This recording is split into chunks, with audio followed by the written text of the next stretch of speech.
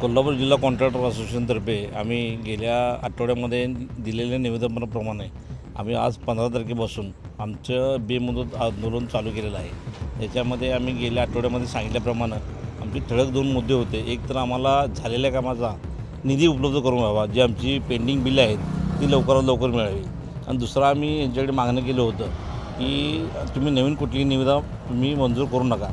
तर आज महाराष्ट्र सरकारनं एक जी आर काढलेला आहे की निधीची उपलब्धता नसेल तर त्याच्याप्रमाणे नवीन टेंडर काढू नये। तर त्याबद्दल मी महाराष्ट्र सरकारचं खूप खूप आभार मानतो।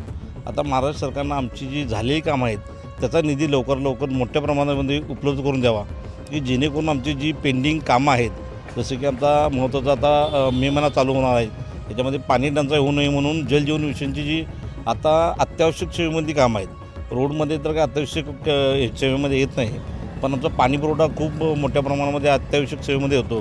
तर याच्यासाठी त्यांनी जलजीवनसाठी मोठ्या प्रमाणामध्ये निधी उपलब्ध करून द्यावा, जेणेकरून आमची कुठल्याही प्रकारची जी पेंडिंग कामं आहेत ते आम्ही पूर्णत्वास लावू।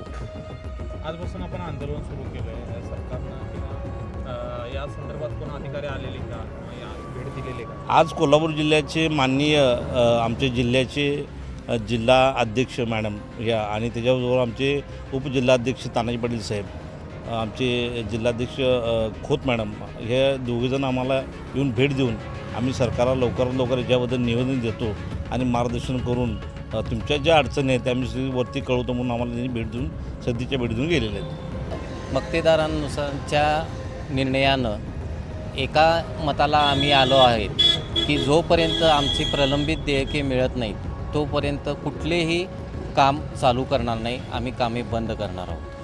अशाच नवनवीन अपडेट्ससाठी डिजिटल कोल्हापूर चॅनेलला सबस्क्राईब करायला विसरू नका।